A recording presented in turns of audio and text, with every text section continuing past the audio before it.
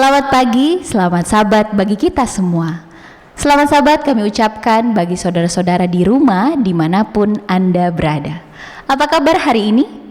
Saya percaya Anda bersuka cita, dan sukacita yang Anda miliki hari ini tentunya datang dari Tuhan yang adalah juru selamat kita. Selamat datang kembali di seri seminar kesehatan dan kebaktian kebangunan rohani dengan tema besar hanya satu. Masing-masing kita memiliki kelemahan dan tentunya kelemahan yang kita miliki berbeda-beda.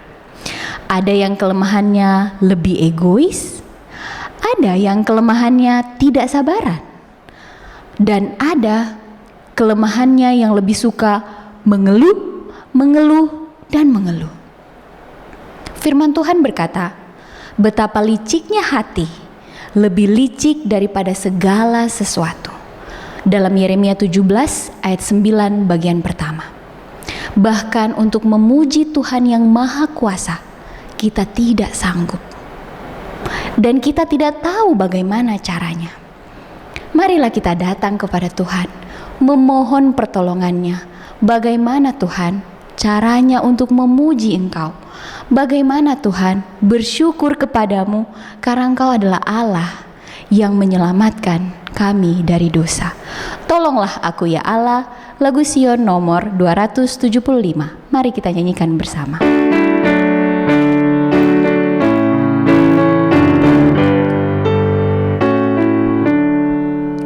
Tolonglah aku ya Allah, memujikan rahmat-Mu, karena berkat dan anugerah yang hiburkan hatiku. Tolong ajar aku Tuhan, lagu saleh di surga, agar aku muliakan penebus manusia. Sampai pada hari ini Tuhan sudah selamatkan, dan sepanjang umur nanti Dia akan lindungkan. Saat ku di luar kandang dalam banyak bahaya, Yesus sudah bawa pulang oleh korban darahnya. Aku sangatlah berhutang pada juru selamatku, karena segala kasih sayang dan berkat-Nya padaku. Sungguh lemah aku ini, yang menebus Tuhanku. Sekarang aku serahkan diri dan jiwaku padamu. Terpujilah nama Tuhan. Amin. Kita bersyukur karena masih ada harapan. Masih ada kesempatan bagi kita untuk menyerahkan diri kita yang lemah ini untuk dituntun oleh Tuhan. Amin. Masih ingatkah saudara, 2 minggu yang lalu kita dihimbau untuk menghafal firman Tuhan dalam Mazmur pasal 23. Masih ingat? Saya percaya saudara sudah menghafalnya, karena ayat ini sangat sering kita dengar, mungkin sejak kita kecil, diulang-ulang dan sampai kita dewasa. Tapi sekali lagi, ayat ini begitu luar biasa. Pasal ini mengingatkan kita bahwa Tuhan adalah gembala kita yang baik. Amin. Dan gembala yang baik menuntun dombanya ke air yang tenang, yang menyegarkan jiwa mereka. Dan gembala kita yang baik adalah Yesus yang menuntun kita kepada penurutan akan firman-Nya. Amin. Apalagi yang saudara tunggu? Apalagi yang saudara ragukan? Mari kita datang kepada Tuhan dan katakan, aku mau hidup bagi Yesusku. Lagu Sion nomor 128. Mari kita nyanyikan bersama.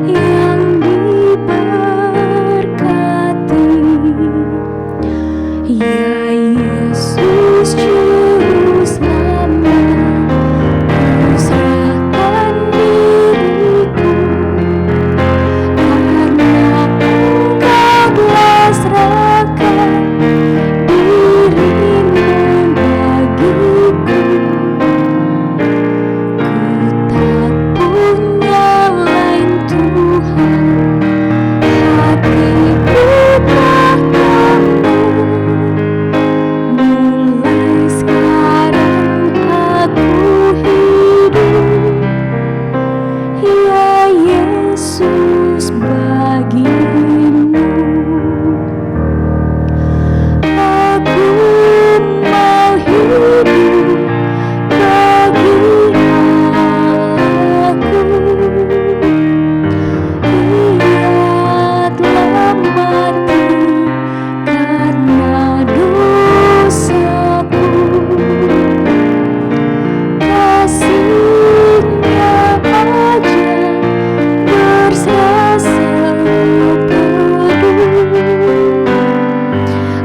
kepada Tuhan semua milikku. Ya Yesus Juru Selamat, Ku serahkan diriku, karena Engkau telah serahkan dirimu bagiku. Punya lain Tuhan, hatiku padamu. Mulai sekarang aku hidup, ya Yesus bagimu. Aku mau hidup bagi penebus.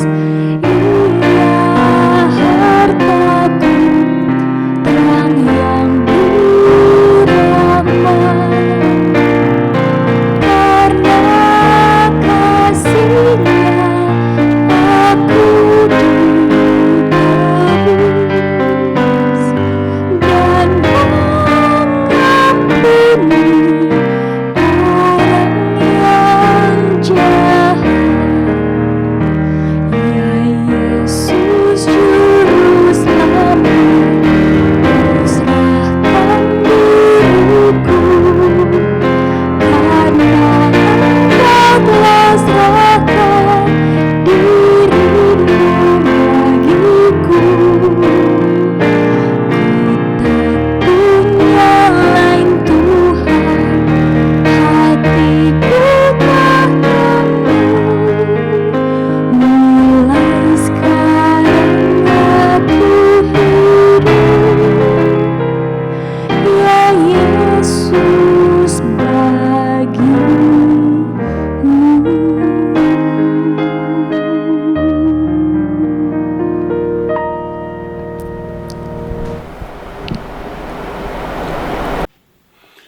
Bapak Ibu, selamat pagi.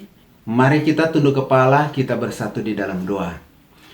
Allah yang kami puji dan sembah melalui Yesus Kristus, pada pagi hari ini Tuhan, kami datang memohonkan kuasa urapan surga boleh menjadi bahagian kehidupan kami, terlebih bagi para pemirsa dimanapun mereka berada. Bila mana seminar kesehatan dibawakan oleh Larry Tumalun, Engkau Tuhan urapi, berikan hikmat yang 2 kali ganda kepada beliau. Demikian juga Tuhan kepada Erlin Jim, biarlah Engkau Tuhan memberkati, mengurapi beliau dengan hikmat yang 2 kali ganda, agar pembahasan melalui kesehatan dan juga melalui pembahasan kebenaran dari firman Tuhan, kami boleh memahami, dapat mengerti, dan terlebih Tuhan kami boleh menghidupkannya dalam kehidupan kami. Memberkati semua para pendengar, biarlah kuasa penerangan dari surga boleh menjadi bahagian mereka, agar benih kebenaran itu Tuhan dapat mereka pahami dalam kehidupan mereka. Kiranya Engkau saja dipermuliakan dalam kehidupan kami, dalam ibadah ini. Inilah doa dan permohonan kami, dalam nama Yesus kami berdoa. Amin.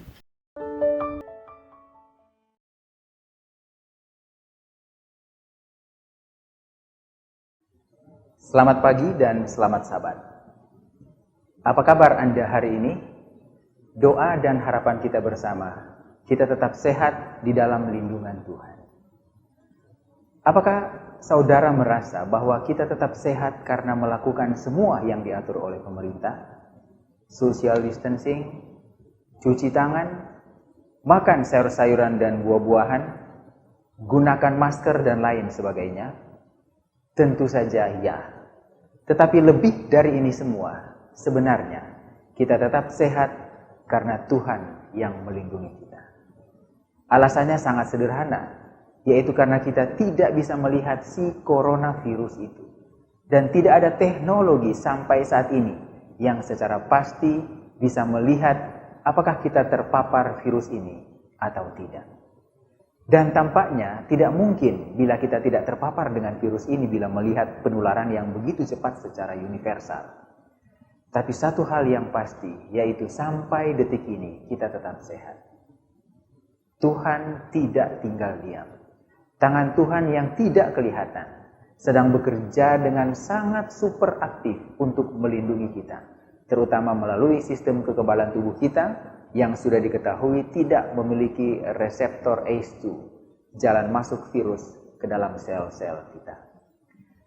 Tuhan tidak sekedar menjadi pengharapan kita saat ini dari COVID-19, tidak.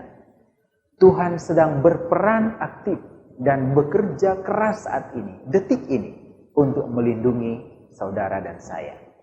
Sehingga kita bisa membayangkan, bila Tuhan bekerja dengan sangat keras, tetapi justru kita yang mengabaikan dengan sangat mudah, dengan cara mendingan karena kita work from home, maka kita makan dalam jumlah besar.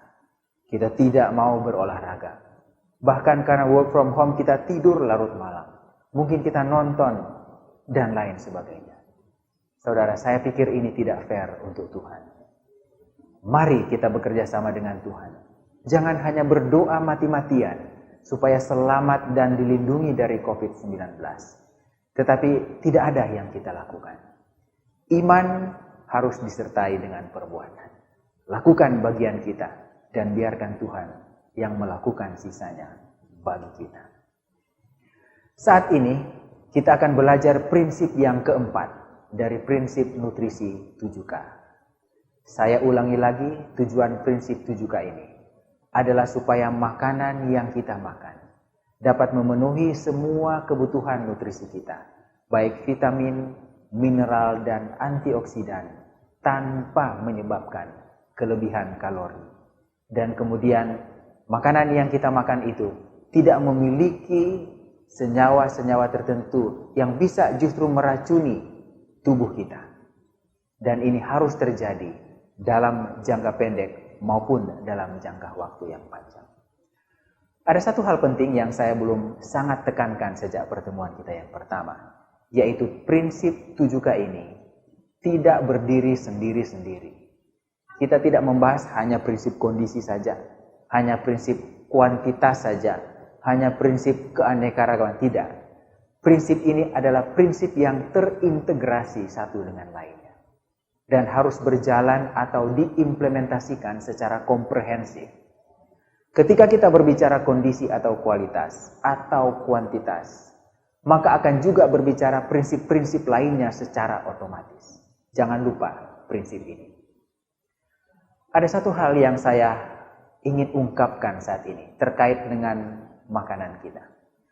Sesuatu yang kita masukkan ke dalam tubuh kita dan kita mungkin menyebutkannya sebagai sehat sekalipun, ternyata tetap saja memiliki potensi meracuni tubuh kita, walaupun manfaatnya juga ada.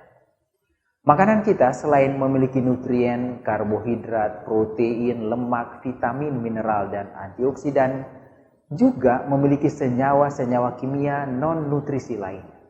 Dan banyak yang belum diketahui manfaat bahkan efeknya bagi manusia.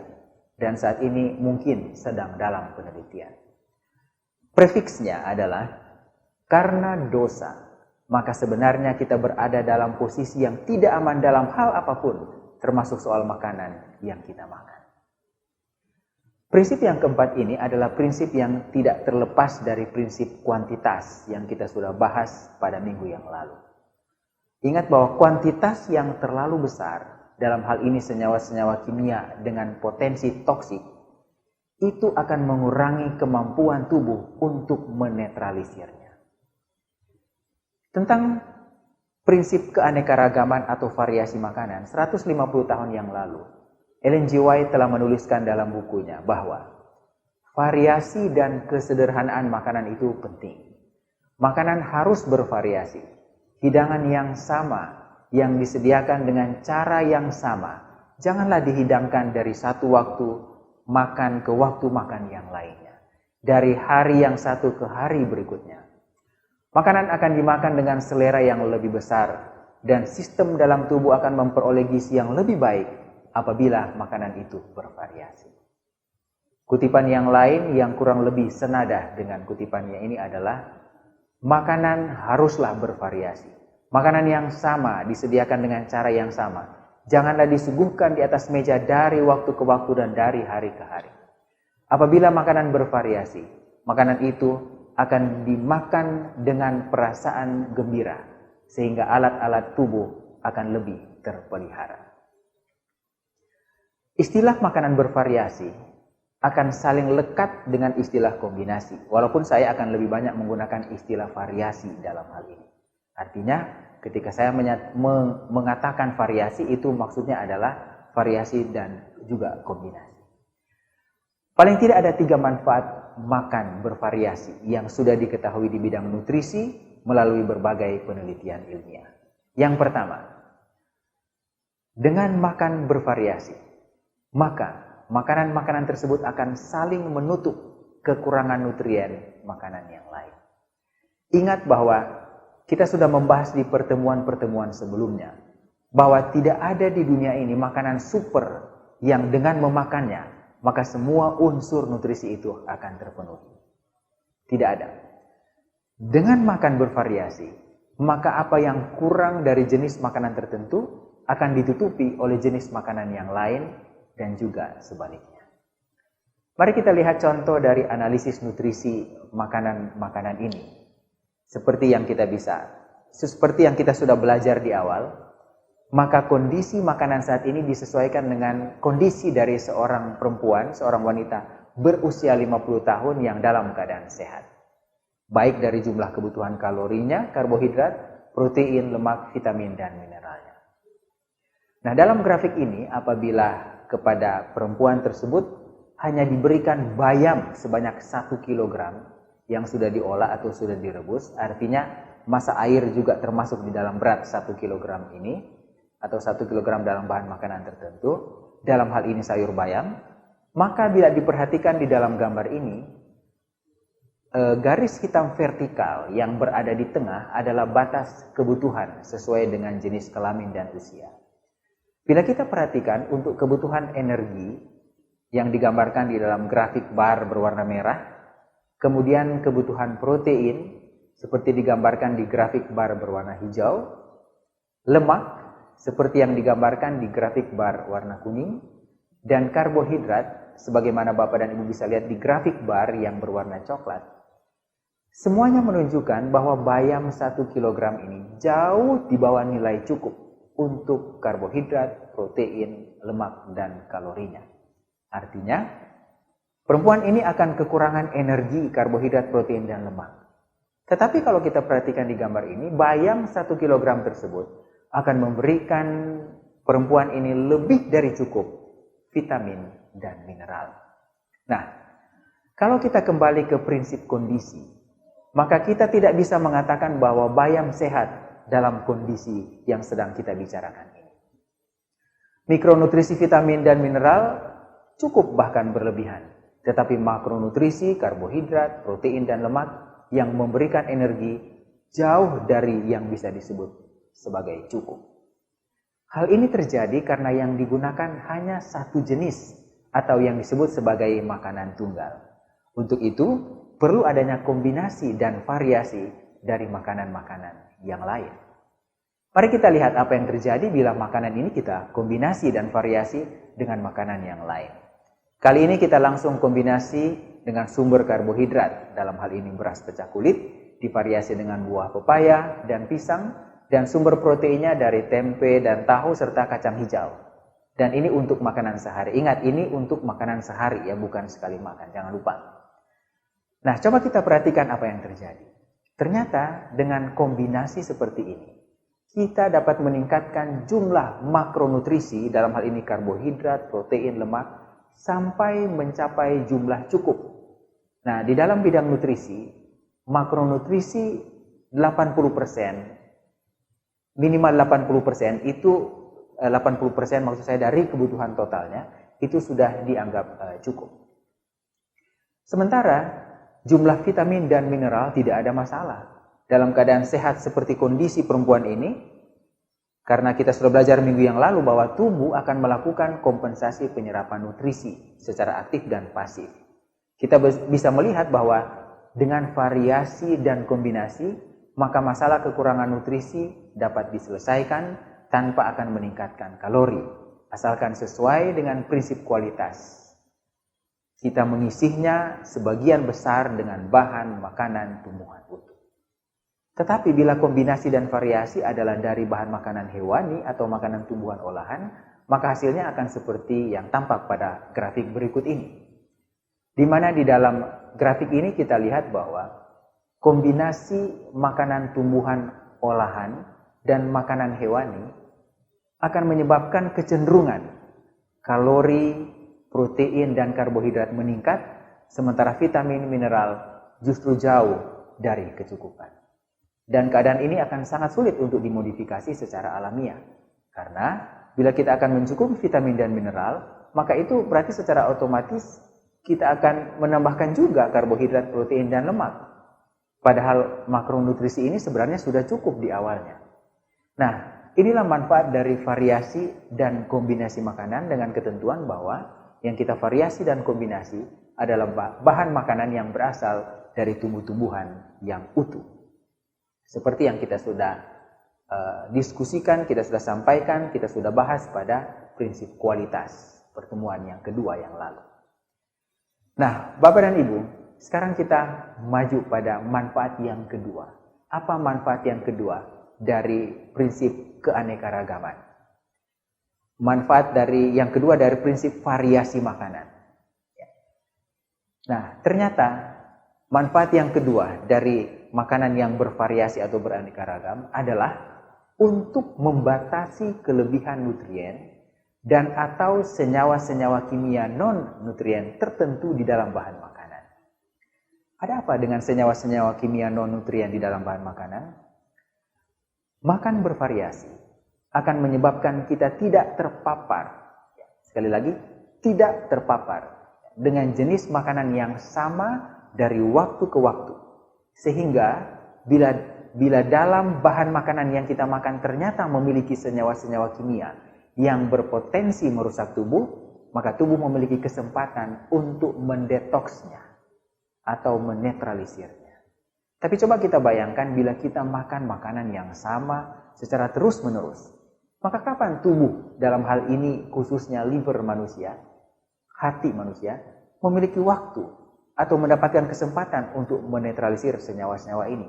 Tidak ada waktu. Sehingga akhirnya senyawa-senyawa beracun ini, senyawa-senyawa berpotensi toksik ini akan terakumulasi di dalam tubuh, tidak sempat dinetralisir, dan akhirnya akan menyebabkan masalah pada tubuh manusia. Dolan dan kawan-kawan pada tahun 2010 di dalam review mereka tentang senyawa-senyawa yang berpotensi toksik di dalam bahan makanan, mereka menuliskan bahwa segala sesuatu itu bersifat toksik. Dan satu-satunya cara supaya tidak menjadi toksik adalah dengan pengaturan dosis.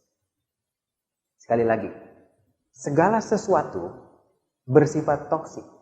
Dan satu-satunya cara supaya kita bisa mengurangi, meminimalisasi efek toksik tersebut adalah dengan pengaturan dosis.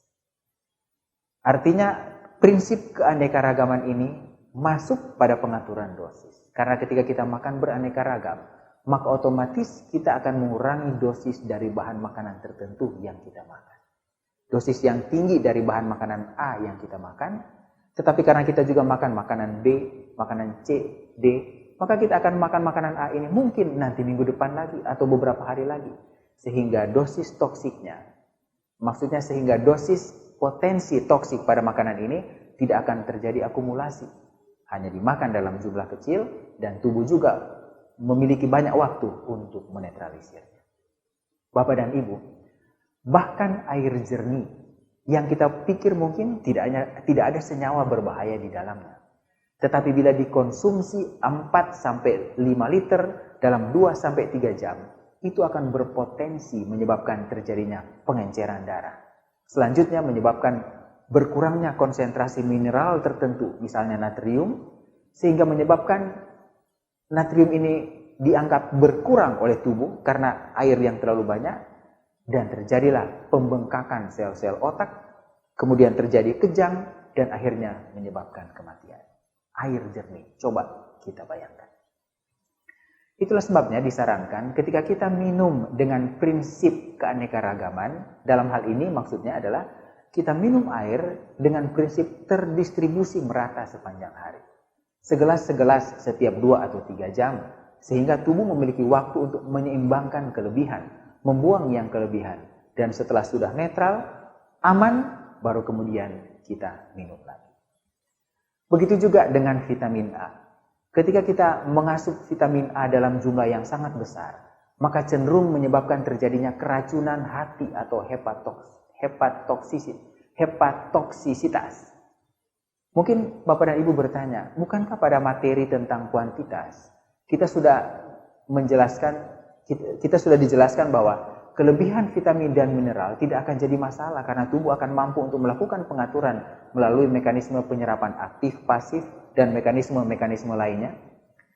Memang benar, hal tersebut benar, tetapi sayangnya sebagian besar hanya berlaku pada makanan-makanan berbasis tumbuhan utuh, tetapi tidak berlaku pada jenis suplementasi buatan. Artinya kalau kita mengasup vitamin A dari suplementasi, maka mekanisme pasif aktif, penyerapan pasif dan aktif biasanya akan sulit untuk terjadi. Tumbuhan-tumbuhan utuh memiliki senyawa-senyawa yang membantu terjadinya penyerapan aktif dan pasif, misalnya serat dan lain-lain. Tetapi bila yang kita gunakan adalah suplementasi yang tidak ada serat dan lain sebagainya, maka kemampuan tubuh ini sangat tidak maksimal. Sehingga potensi overconsumption bisa terjadi dengan penggunaan suplementasi. Tubuh tidak mampu untuk menetralisirnya. Ada satu penelitian dalam bentuk case report oleh Gunawan dan kawan-kawan yang dipublikasi pada tahun 2014 tentang terjadinya keracunan jengkol atau yang disebut dengan jengkolism.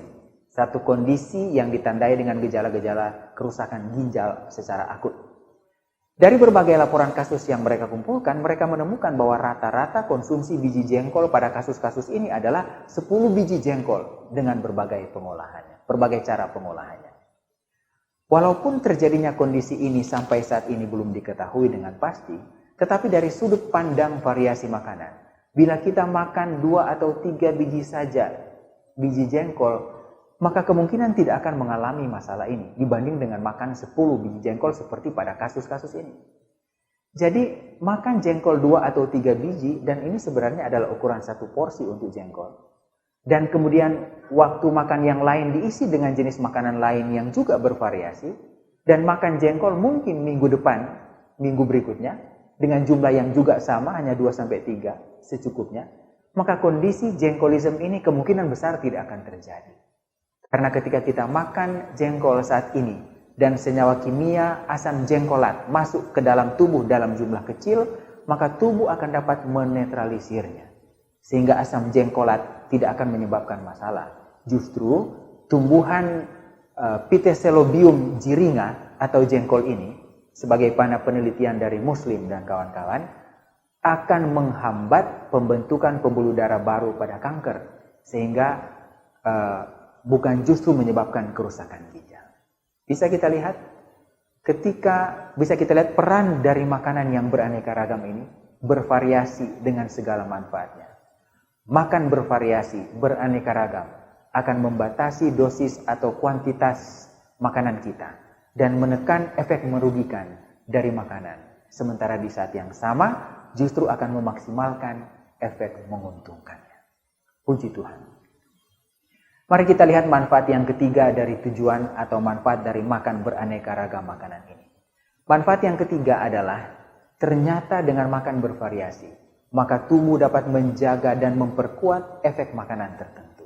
Sebagai contoh, vitamin C dan zat besi. Publikasi ilmiah dari Lane dan kawan-kawan ini menanggapi penelitian dari Boni dan Clyde Mereka menggambarkan bahwa peran vitamin C yang selama ini hanya diketahui sebagai meningkatkan penyerapan zat besi dari saluran cerna.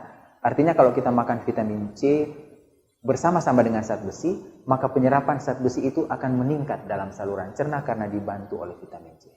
Tetapi ternyata tidak hanya itu saja. Tetapi vitamin C ini akan membantu metabolisme zat besi hampir pada semua tahap dan fungsi metabolis zat besi di dalam tubuh manusia seperti yang kita bisa lihat di gambar ini. Bermacam-macam fungsi dari vitamin C untuk membantu zat besi untuk bisa berfungsi dengan baik di dalam tubuh manusia. Ini merupakan hal yang sangat luar biasa. Ketika Tuhan menciptakan bahan makanan pertama manusia di Taman Eden dari bermacam-macam jenis, maka prinsip-prinsip di dalamnya tetap terjaga sempurna sampai saat ini.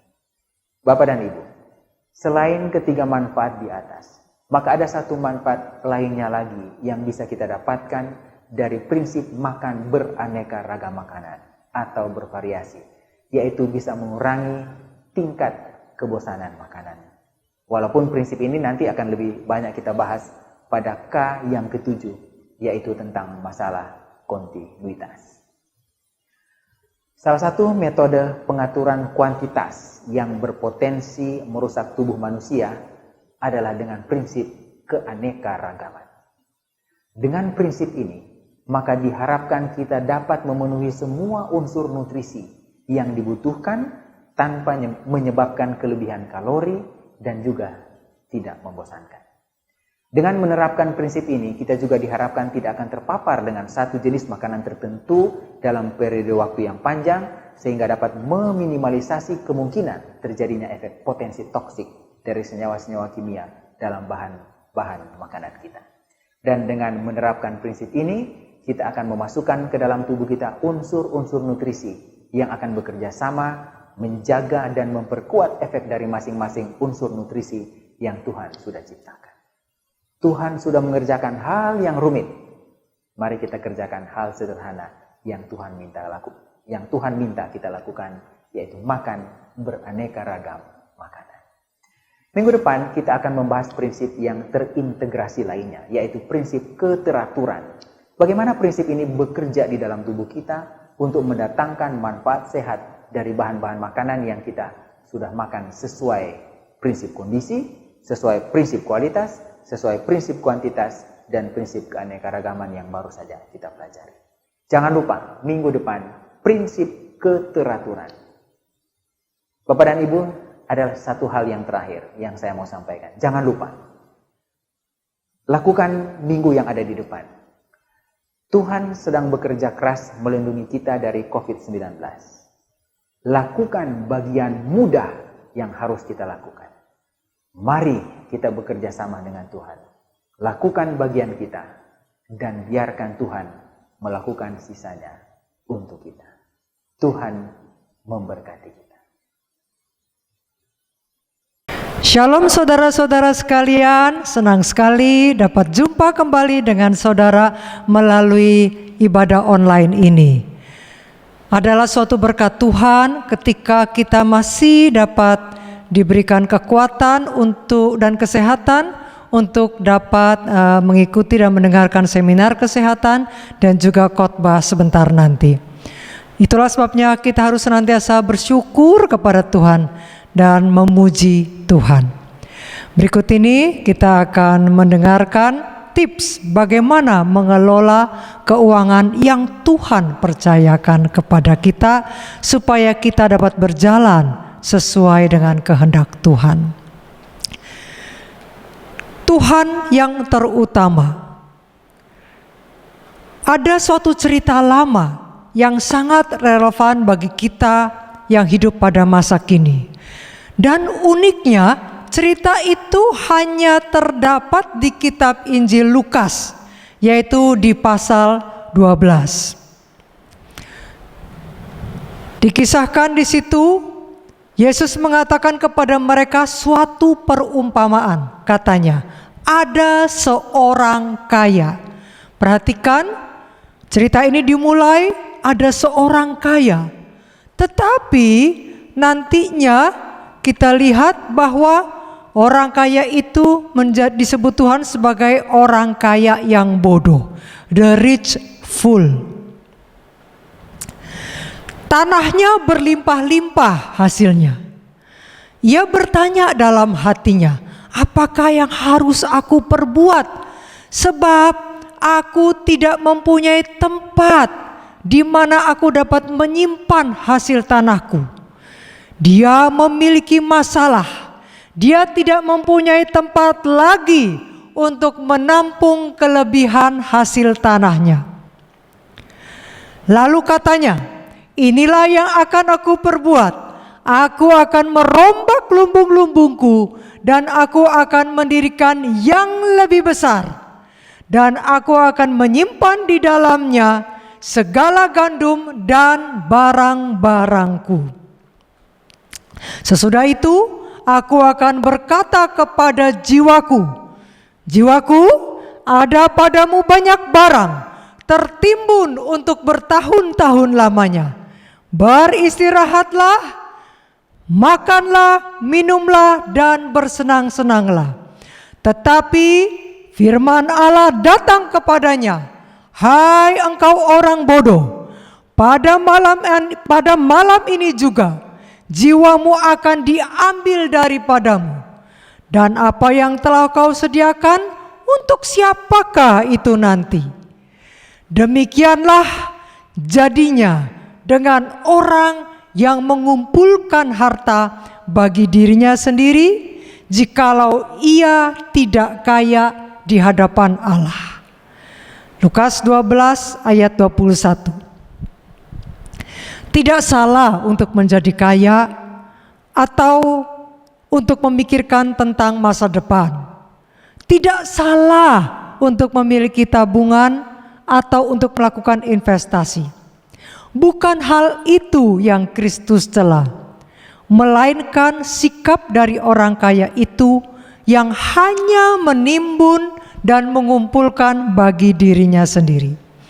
Orang kaya ini disebut bodoh karena orang ini telah menerima segala sesuatu dari Allah. Tuhan telah menyebabkan tumbuh-tumbuhan berkembang dan ladang-ladangnya membawa hasil yang limpah. Namun ia tidak memikirkan tentang Allah yang adalah sumber segala rahmat. Ia tidak menyadari bahwa Allah sesungguhnya telah menjadikan dia sebagai seorang penata layan, seorang pengelola dari harta kekayaan Tuhan, agar ia dapat menolong orang yang susah. Sesungguhnya orang kaya itu mempunyai kesempatan yang berbahagia, yaitu menjadi pembagi berkat Allah bagi orang lain. Namun ia hanya memikirkan untuk kepentingannya sendiri. Tahukah saudara bahwa orang-orang yang berkekurangan itu ada di sekeliling kita, dan dia berseru-seru kepada Tuhan. Tuhan mendengar doa orang susah. Sesungguhnya Tuhan telah menyediakan keperluan bagi orang-orang miskin itu, dan itu ada dalam berkat-berkat yang Tuhan anugerahkan kepada orang kaya. Jadi saudara, ketika kita dipercayakan Tuhan akan harta kekayaan kita, kita harus ingat akan tanggung jawab dan kewajiban kita kepada orang di sekeliling kita. Jika tidak, maka kita akan menjadi seperti orang kaya yang bodoh dalam perumpamaan itu. Hidup harus seimbang. Ada saatnya kita menerima, ada saatnya kita memberi. Take and give. Itu senantiasa terjadi dan Tuhan atur di semesta ini. Saudara sekalian, Kami pada kesempatan ini kami juga hendak mengucapkan terima kasih kepada setiap saudara yang sudah dengan setia selalu memberi dari satu pekan ke pekan berikutnya. Puji Tuhan. Dan melalui persembahan saudara, maka kami berkesempatan pada hari Minggu yang lalu untuk menyalurkan persembahan saudara kepada kaum duafa ya, yang kita beri nama We Care Program. Kita membagikan sebanyak 100 paket berupa sarung, makanan siap santap dan juga snack-snack ya.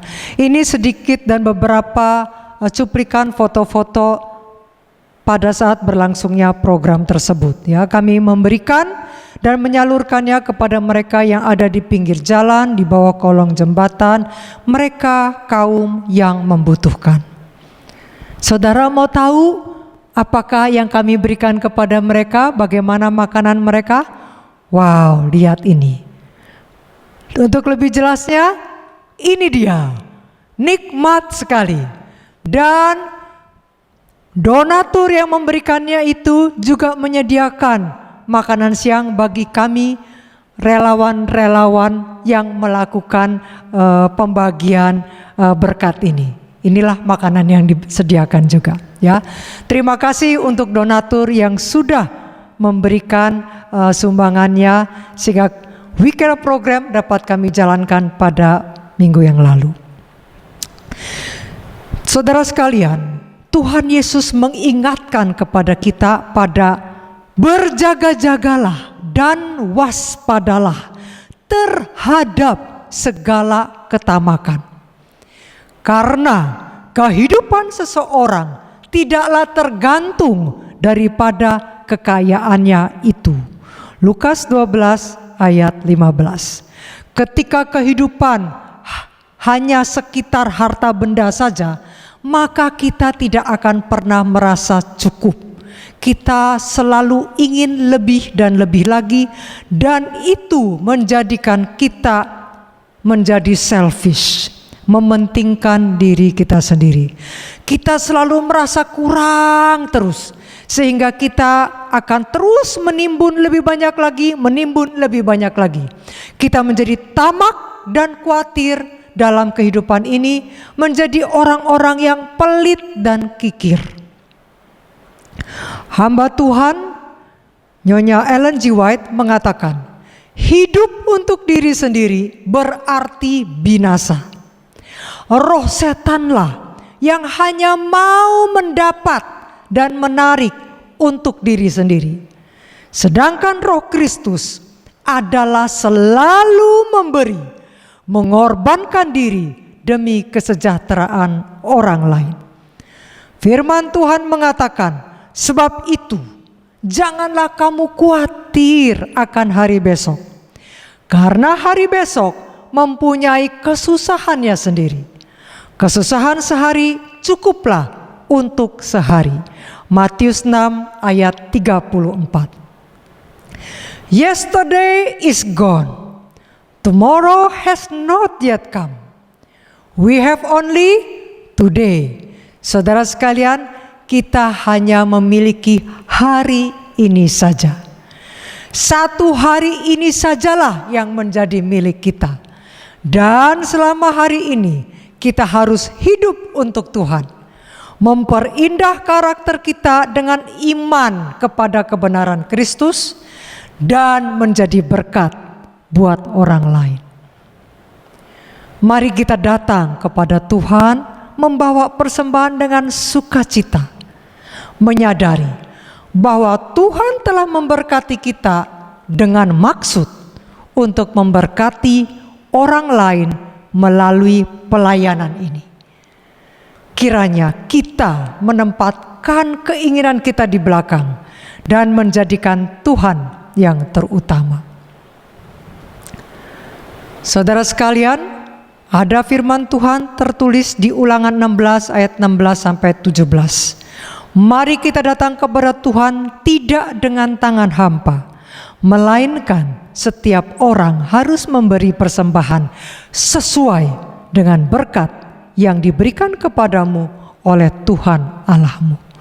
Melalui persembahan saudara, itu dapat menjadi makanan bagi mereka yang berkekurangan dan juga menjadi makanan rohani melalui pelayanan yang diadakan seperti Bible study dan sebagainya.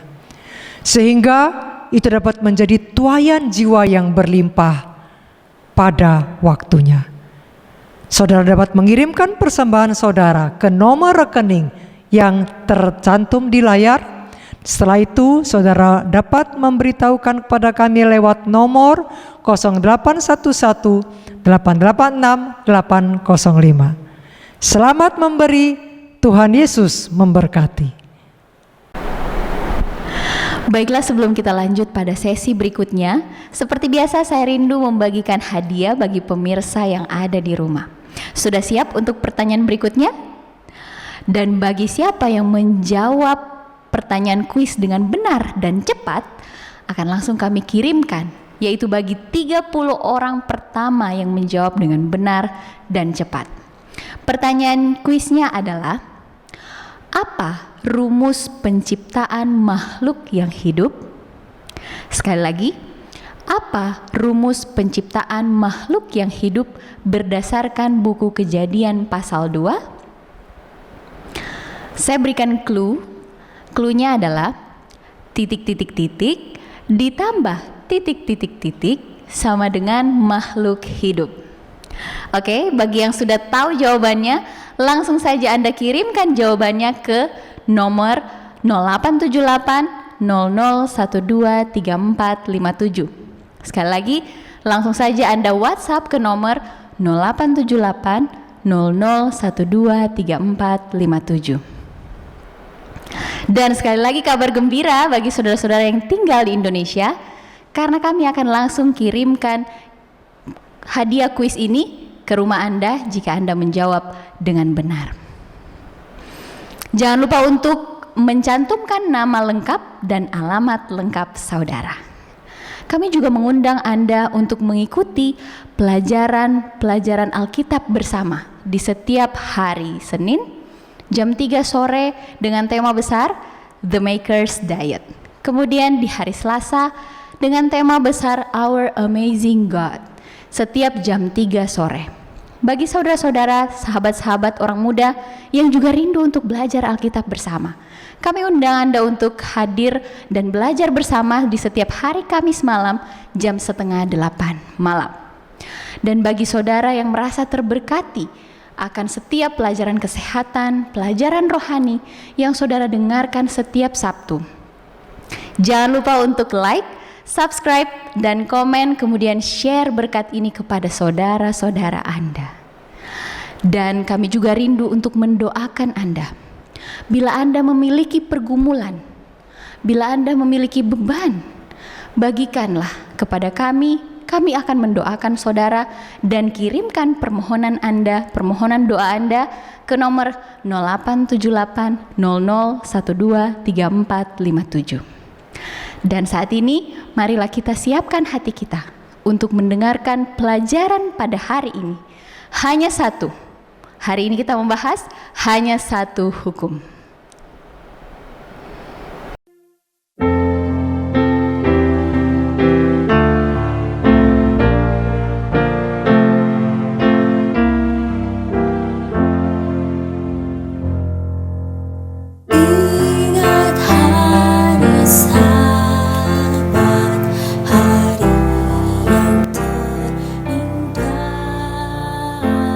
Yang diberkati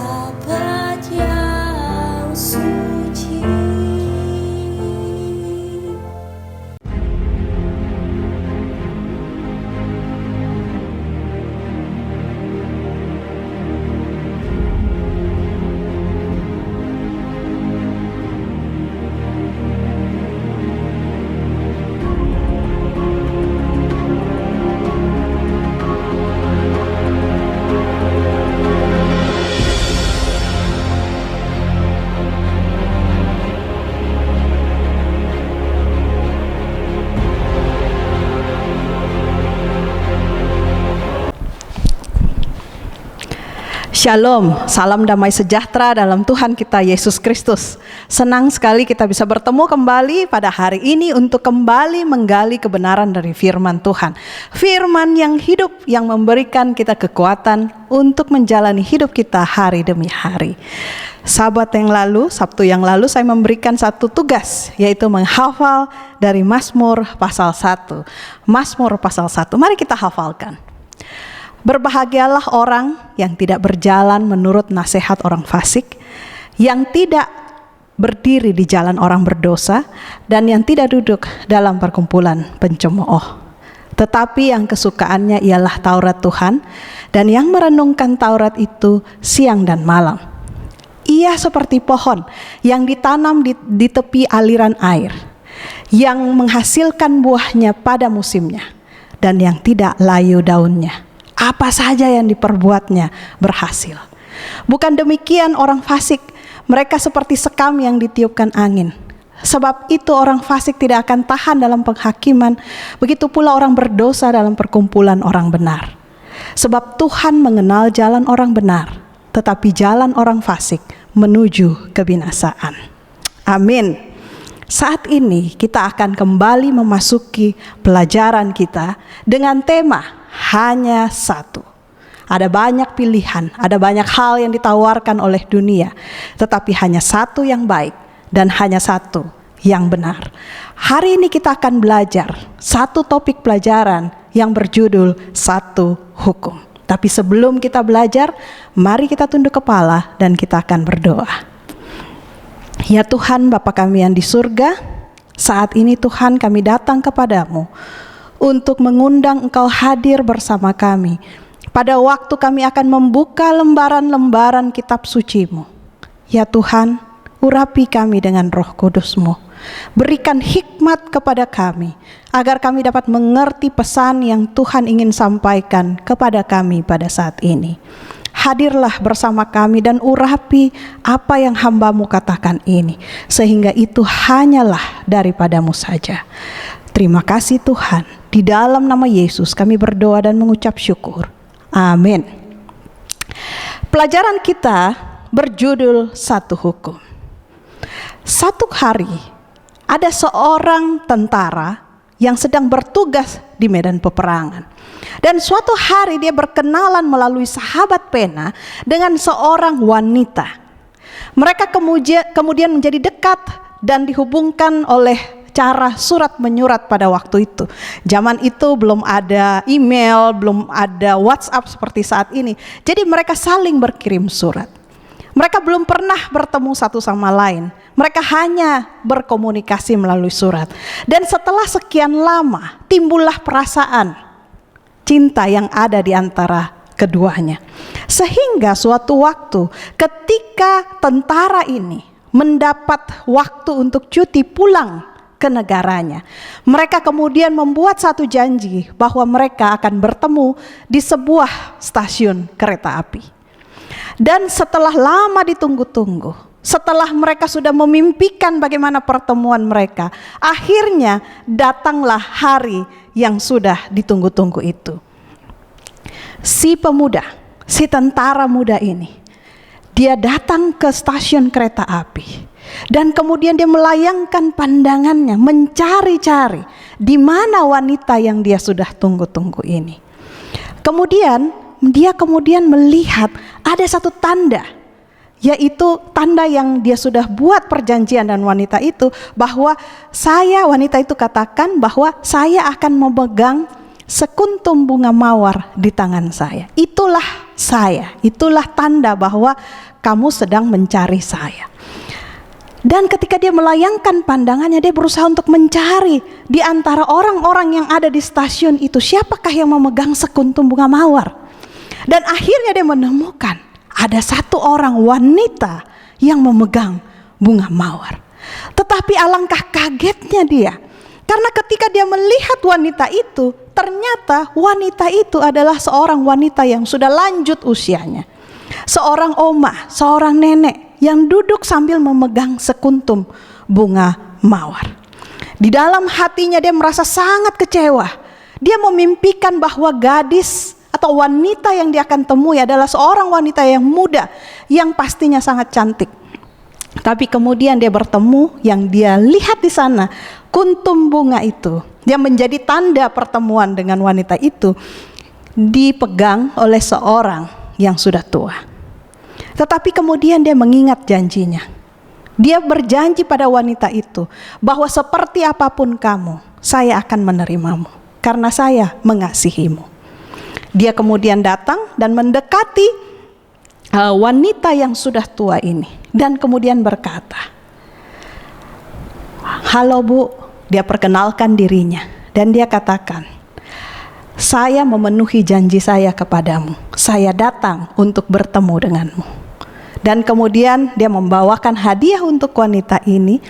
Dan sebelum dia memegang tangan dari wanita itu untuk mengajak dia berjalan, wanita tua ini kemudian menepuk pundak dia. Dan dia berkata, "Saya sebenarnya tidak tahu kenapa saya berada di sini. Sebenarnya tadi ada seorang wanita muda yang sangat cantik yang memberikan bunga ini kepada saya dan meminta saya untuk duduk di sini dan memegang bunga tersebut. Tapi bukan saya orangnya. Wanita itu sedang duduk di pojok sana." Dengan hati yang terkejut dan senang, pria ini akhirnya berjalan ke arah wanita muda yang cantik itu. Dan akhirnya sepasang kekasih ini bisa bertemu muka dengan muka. Saudara, Alkitab, hukum-hukum Tuhan adalah surat cinta dari Tuhan. Ada banyak orang yang menganggapnya ini sebagai satu beban. Banyak orang yang kalau hanya melihat sekilas lalu, melihat hukum-hukum Tuhan ini sebagai seorang wanita yang sudah tua, seorang nenek, sesuatu yang tidak enak dipandang, sesuatu yang tidak enak untuk dilakukan. Tetapi saudara, jika kita memegang komitmen kasih kita kepada Tuhan, maka hukum yang kita anggap membebani kita itu sebenarnya adalah hukum kasih, adalah surat cinta dari Tuhan Allah yang Maha Kuasa, yang betul-betul mengasihi kita dengan kasih yang kekal. Saudara, hukum yang diberikan kepada manusia dan pada waktu itu kepada bangsa Israel adalah hukum yang sangat kudus, hukum yang hikmat. Pada waktu 2 loh batu itu diberikan kepada Musa, maka terjadilah gempa bumi, terjadi kilat yang menyambar untuk memberitahukan bahwa hukum yang diberikan Tuhan Allah ini adalah sesuatu yang spesial, yang sangat luar biasa, tidak bisa dibandingkan dengan hukum-hukum yang dibuat oleh manusia. Mengapa? Di dalam Keluaran 32 ayat 16 dituliskan bahwa kedua loh itu adalah pekerjaan Allah dan tulisan itu ialah tulisan Allah. Tulisan siapa? Tulisan Allah. Bayangkan Tuhan menulis sendiri 10 hukum itu di atas kedua loh batu, ditukik di atas loh-loh batu itu. Itulah sebabnya pelajaran kita pada hari ini, satu hukum, sebenarnya saya berikan tema atau pengertian bahwa inilah cinta di atas batu. Saya mau bertanya, ada berapa kali Tuhan menulis? Yang tercatat di dalam Alkitab, ada berapa kali Tuhan menulis? Saudara, saya simpan jawaban nomor 1. Tapi yang kedua, didapati Tuhan menulis 10 hukum itu di 2 loh batu yang pertama.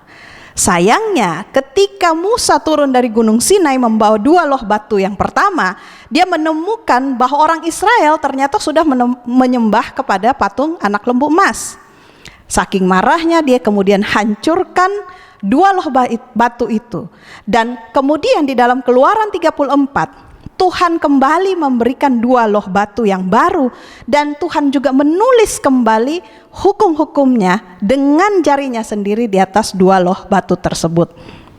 Itu yang ketiga. Jadi 2 dan 3 tulisan tentang 10 hukum.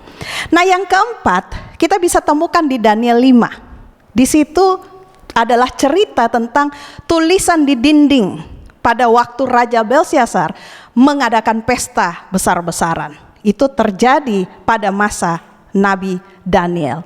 Dan yang kelima adalah peristiwa di dalam Yohanes 8 ayat 2-11.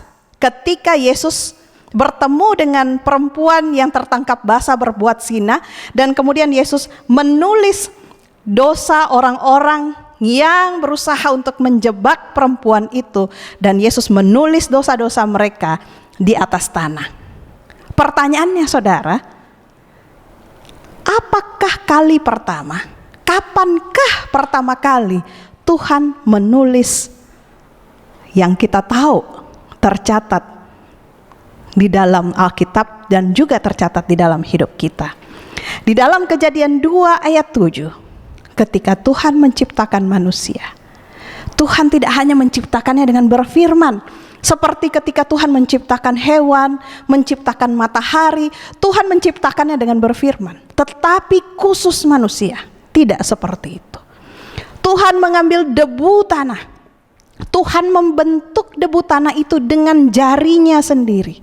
Dan ketika Tuhan membentuk manusia itu dengan jarinya sendiri sesuai gambar dan rupanya, Tuhan tidak hanya membentuk, tetapi melalui sapuan dari jari-jarinya ini, Tuhan sebenarnya sedang menulis hukum kasih-Nya di dalam tubuh manusia. Itulah sebabnya ketika kita berdosa, tanpa kita mempelajari 10 hukum pun, kita tahu, kita merasa bersalah, dan kita tahu kita berbuat dosa. Karena hukum Allah sebenarnya ada di dalam tubuh kita. Saudara, 10 hukum Allah yang istimewa ini tercatat dalam Keluaran 20. Sangat menarik karena di dunia ini, di setiap negara memiliki hukumnya masing-masing.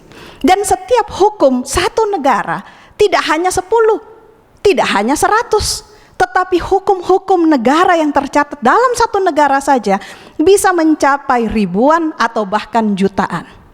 Tetapi Tuhan semesta alam mengatur seluruh alam semesta ini tidak dengan jutaan hukum, tetapi dengan hanya 10 hukum. Masihkah Anda mengingat apa saja 10 hukum itu? Hukum yang pertama, jangan ada padamu Allah lain di hadapanku. Hukum kedua, jangan buat patung, jangan sujud menyembah kepadanya. Hukum yang ketiga, jangan menyebut nama Tuhan Allahmu dengan sembarangan. Hukum yang keempat, ingatlah dan kuduskanlah hari Sabat. Hukum yang kelima, hormatilah ayah dan ibumu. Hukum yang keenam, jangan membunuh. Hukum yang ketujuh, jangan berzinah. Hukum yang kedelapan, jangan mencuri. Hukum yang kesembilan, jangan mengucapkan saksi dusta atau berbohong. Hukum yang ke-10, jangan mengingini apa yang menjadi milik dari sesamamu. Inilah 10 hukum. Hukum pertama sampai hukum yang keempat merupakan pantulan dari kasih kepada Tuhan. Sedangkan hukum kelima sampai hukum ke-10 merupakan gambaran akan kasih kepada sesama manusia. Itulah sebabnya di dalam perjanjian baru, Yesus menguatkan kembali 10 hukum ini melalui yang dia katakan sebagai 2 hukum yang terutama. Hukum yang terutama adalah kasihilah Tuhan Allahmu dengan segenap hatimu dan segenap jiwamu dan dengan segenap kekuatanmu. Dan hukum yang kedua adalah kasihilah sesamamu manusia seperti dirimu sendiri. Kepada kedua hukum inilah tergantung 10 hukum yang menyiratkan kasih kepada Tuhan dan kasih kepada sesama manusia. Pertanyaan kita mungkin adalah, kenapa sih Tuhan harus memberikan hukum ini kepada kita, kepada manusia? Bukankah lebih enak hidup kita kalau tidak ada hukum?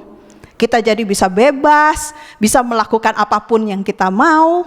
Tapi mengapa Tuhan yang baik itu memberikan 10 hukum kepada kita? Saudara, kalau kita gali lebih dalam, sebenarnya ada 2 fungsi dari hukum Allah. Mari kita lihat fungsi-fungsinya. Dan dari dua fungsi ini kita bisa melihat bagaimana kemurahan Allah. Fungsi yang pertama, mari kita baca Roma 3 ayat 20. Di dalam Roma 3 ayat 20 dikatakan bahwa sebab tidak seorang pun yang dapat dibenarkan di hadapan Allah oleh karena melakukan hukum Taurat. Karena justru oleh hukum Taurat orang mengenal dosa. Dengan kata lain, fungsi hukum yang pertama adalah untuk menyatakan dosa itu adalah dosa. Fungsi hukum yang pertama, melalui hukum kita jadi tahu apa itu dosa. Di dalam 1 Yohanes 3 ayat 4 dikatakan bahwa dosa adalah pelanggaran terhadap 10 hukum Allah. Artinya ini adalah pengkhianatan kita terhadap kasih Allah. Nah, jika dosa adalah pelanggaran terhadap hukum Allah, jadi oleh karena ada hukum, baru kita tahu, oh ini dosa. Ini sudah melanggar hukum. Disebut dosa karena bertentangan atau melanggar dengan hukum. Jadi di dalam fungsi pertama dari hukum ini, kita bisa mengenal dosa. Kita tahu bahwa itu dosa. Tanpa hukum, kita tidak mengenal apa itu dosa. Nah, tapi tidak sampai di situ. Injil adalah kabar baik tentang juru selamat yang menyelamatkan kita dari dosa. Artinya, setelah hukum itu menyatakan dosa, tidak berhenti sampai di situ. Tetapi karena kita tahu dosa, kita jadi tahu bahwa kita membutuhkan seorang juru selamat. Saudara bisa lihat dari apa yang ada di presentasi ini. Kita punya Injil, betul? Injil ini adalah kabar baik. Dan kabar baik di dalam Injil ini adalah berisi apa? Bahwa ada juru selamat yang datang kepada kita dan mengambil alih dosa kita, yang mengampuni dosa kita, yang menanggung dosa kita. Injil adalah satu kabar baik bahwa ada juru selamat yang akan menolong kita dan melepaskan kita dari dosa. Tetapi bayangkan, kalau hukum tidak ada, maka kita tidak tahu apa itu dosa. Kalau kita tidak tahu, kalau kita tidak mengenal dosa, maka kita tidak merasa membutuhkan juru selamat. Dan kalau kita tidak membutuhkan juru selamat, maka tidak ada kabar baik. Dan kalau tidak ada kabar baik, maka Injil pun tidak ada. Jadi saudara bisa melihat betapa pentingnya pengaruh atau peran dari hukum itu sendiri. Hukum itu seperti cermin yang mencerminkan seperti apa kita ini. Dan saudara, ada banyak jenis cermin. Ada cermin yang membuat kita jadi kelihatan lebih gendut. Ada cermin yang membuat kita jadi kelihatannya lebih rangsing. Bahkan ada cermin yang bisa membuat wajah kita jadi berbeda, ya. Tetapi hukum adalah cermin yang jujur. Hukum adalah cermin yang murni. 10 hukum tidak akan membuat ketika kita berdosa, kita melakukan dosa, kemudian 10 hukum itu, kamu baik-baik aja kok hidupnya. Tidak seperti itu.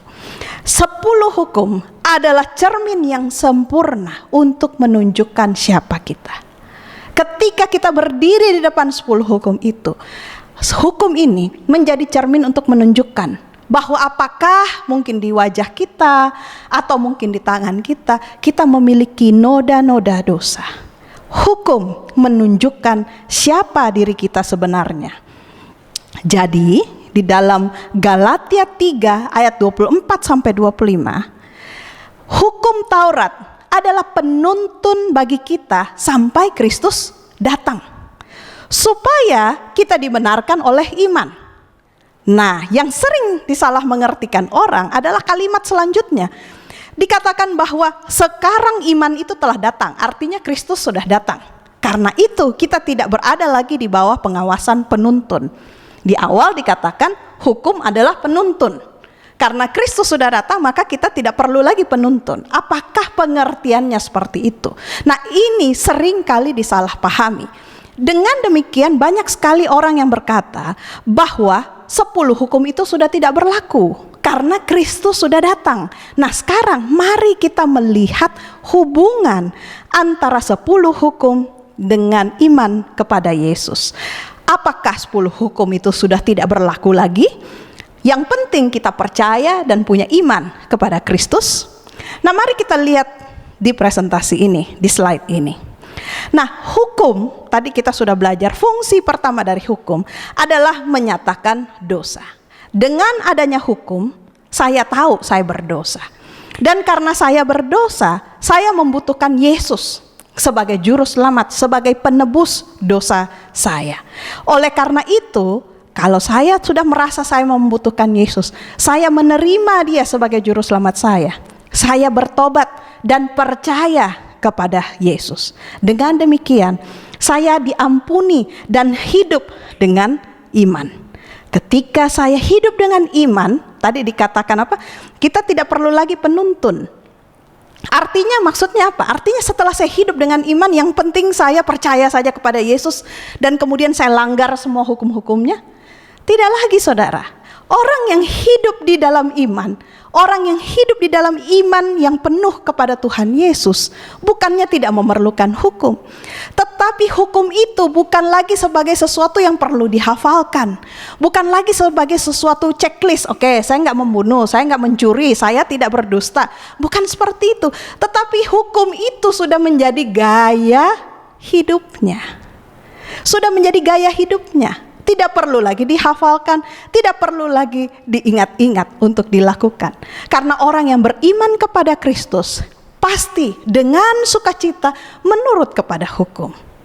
Nah, fungsi kedua dari hukum terdapat di dalam Ibrani 10 ayat 16 sampai 17. Ibrani 10 ayat 16 sampai 17. Ini dikatakan bahwa inilah perjanjian yang akan kuadakan dengan mereka sesudah waktu itu. Ia berfirman pula, ini kata Tuhan, aku akan menaruh hukumku di dalam hati mereka dan menuliskannya dalam akal budi mereka. Aku tidak lagi mengingat dosa mereka dan kesalahan mereka. Saya mau garis bawahi kalimat ketika Tuhan katakan, aku akan menaruh hukumku di dalam hati mereka. Hati siapa itu? Hati kita. Tuhan akan menaruh hukumnya di dalam hati kita dan menuliskannya di dalam akal budi kita. Jadi bukan hanya ditulis di dalam Alkitab, tetapi ditulis di dalam hati kita. 10 hukum yang ditulis Tuhan di atas 2 loh batu, Tuhan rindu untuk tulis di hati kita. Nah, pada waktu kita menerima Kristus untuk tinggal di dalam hati kita, maka hidup Yesus yang sempurna, yang menurut kepada hukum itu, juga akan menjadi bagian kita. Jika kita tinggal di dalam Tuhan, percaya kepada Yesus dengan segenap hati, maka kehidupan Yesus yang tanpa dosa, ingat, dosa adalah pelanggaran terhadap hukum Allah. Jadi Yesus hidup dengan menurut kepada hukum, itu pun akan menjadi bagian kita. Galatia 5 ayat 18 dikatakan di sini bahwa akan tetapi jikalau kamu memberi dirimu dipimpin oleh Roh, maka kamu tidak hidup di bawah hukum Taurat. Saudara, banyak juga orang yang berkata bahwa kalau seandainya kita sudah hidup dipimpin oleh Roh, artinya kita tidak perlu lagi menurut pada hukum. Artinya hukum itu tidak ada lagi fungsinya, tidak perlu, tidak berlaku lagi di dalam hidup kita. Saudara, itu bukan pengertian yang benar. Yang dimaksud di dalam ayat ini adalah ketika kita dipimpin oleh Roh, Roh pasti memimpin kita untuk menurut kepada hukum.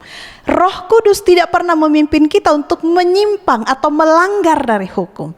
Jadi jika kita hidup dipimpin oleh Roh, maka kita pasti akan menurut kepada 10 hukum Allah.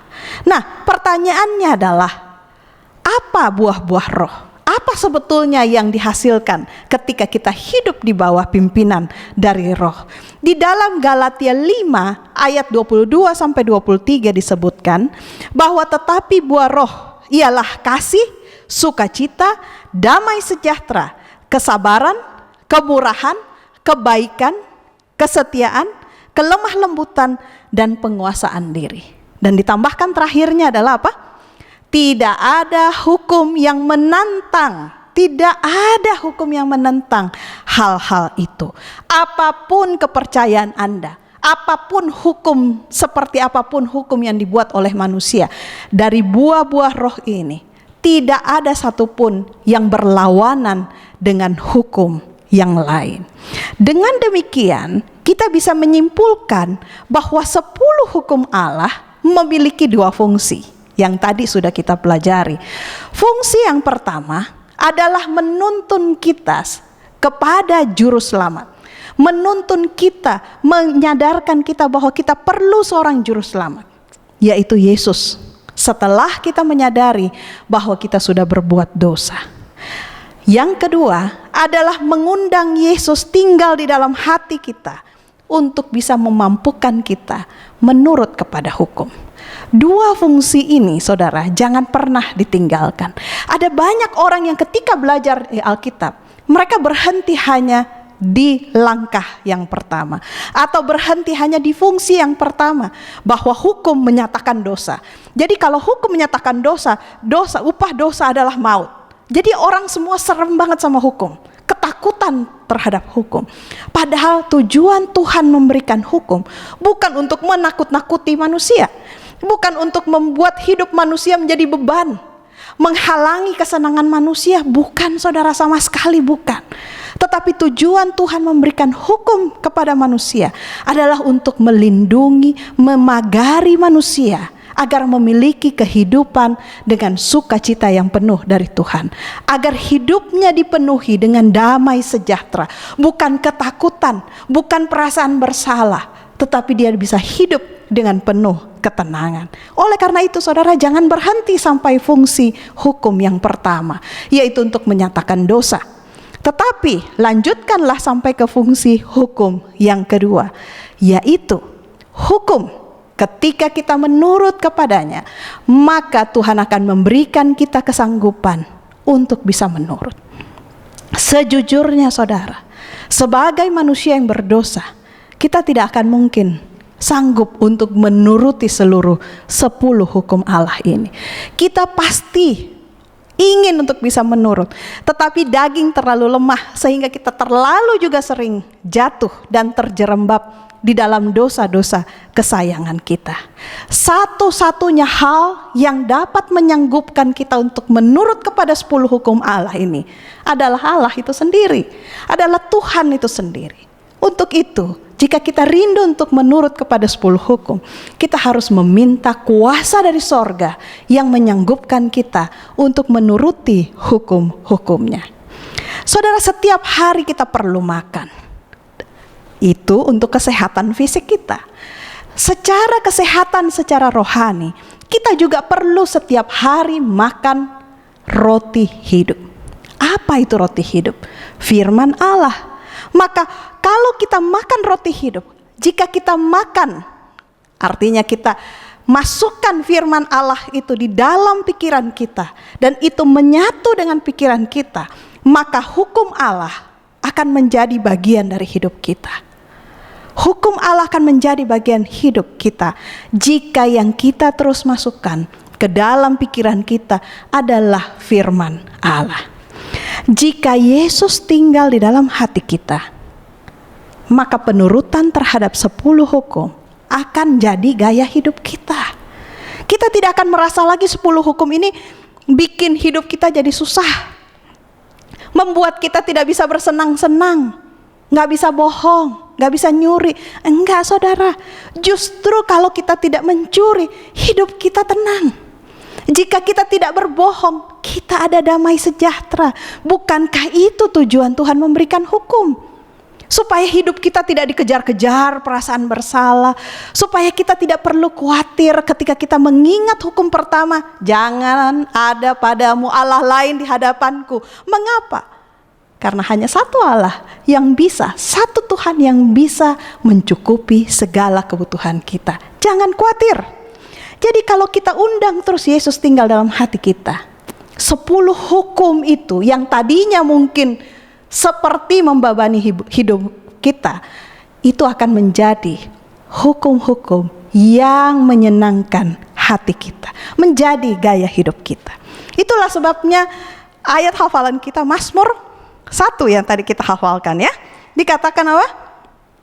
Berbahagialah orang yang tidak berjalan menurut nasihat orang fasik, yang tidak berdiri di jalan orang berdosa, dan yang tidak duduk dalam kumpulan pencemooh. Tetapi katanya apa?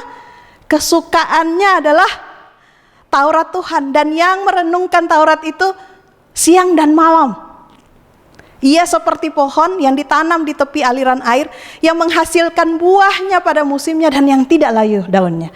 Apa saja yang diperbuatnya berhasil. Saudara, ayat ini itu sangat powerful. Dikatakan bahwa kalau kita mau hidup kita berhasil di dalam pekerjaan, berhasil di dalam studi, di dalam pelajaran, berhasil di dalam keluarga, berhasil di dalam pelayanan, maka satu hal yang kita harus ingat adalah merenungkan Taurat itu, merenungkan hukum itu siang dan malam. Bukan direnung-renungkan dengan perasaan ketakutan, tetapi direnung-renungkan dengan perasaan bahwa Tuhan, hukum ini diberikan karena kasih Tuhan kepada saya. Pertanyaannya saat ini adalah, apakah sudah menjadi satu kesukaan bagi kita untuk merenungkan firman Tuhan, hukum Tuhan ini siang dan malam? Atau jangan-jangan Alkitab atau firman Tuhan ini menjadi beban, menyusahkan hati kita, membuat kita jadi gelisah? Ataukah ini menjadi kesukaan bagi hati kita? 10 hukum bukan hanya cermin yang sempurna untuk menunjukkan apa dosa kita, tetapi juga merupakan penyingkapan yang sempurnakan karakter Allah. 10 hukum sebetulnya adalah karakter Allah. Saudara, sangat luar biasa, karena 10 hukum ini yang menyatakan karakter Allah. Ketika kita terima, ketika kita mau menurut kepada 10 hukum ini, maka 10 hukum ini menjadi 10 janji berkat. Saudara, 10 janji berkat. Seringkali di dalam hidup kita, saya secara khusus pada waktu saya di usia yang lebih muda, saya merasa hukum ini buang-buang waktu. Untuk apa kita pusing dengan 10 hukum ini? Ada terlalu banyak hal yang perlu kita lakukan. Ada terlalu banyak tanggung jawab, target-target, tujuan-tujuan hidup yang kita harus kejar di dalam hidup ini. 10 hukum gak berlaku lah. Itu kan zaman dahulu. Itu kan zaman bangsa Israel, zaman Musa. Apa hubungannya dengan hidup saya? Tapi satu kesaksian yang saya mau katakan pada saudara-saudari sekalian. Ketika saya menerima Yesus dengan sepenuh hati saya, maka hukum itu tidak lagi saya lihat sebagai nenek tua, tetapi saya melihat hukum itu sebagai wanita muda yang cantik. Saya melihat bahwa hukum itu adalah pernyataan kasih Tuhan kepada kita. Saudara, bagi saudara-saudari di rumah yang mungkin punya anak di rumah, tentu saja ketika kita punya anak yang kecil, kita sering memberikan hukum, tanda kutip ya. Misalnya, jangan main pisau. Kenapa? Karena kita tahu kalau dia main pisau, maka tangannya mungkin akan terpotong. Dia akan luka. Kita katakan sama anak kita, jangan lompat-lompatan, jangan loncat. Kenapa? Karena kita khawatir kalau dia meloncat, nanti jatuh dan mungkin dia bisa terluka. Demikian pun Tuhan kepada kita. Ketika Tuhan mengatakan jangan, itu artinya memang tidak baik bagi kita untuk lakukan. Dia memberikan jangan atau hukum itu dengan landasan kasih, bahwa dia mau melindungi kita agar kita hidup di dalam perlindungan dan damai sejahtera daripadanya. Jadi 10 hukum Allah ini adalah karakter Allah.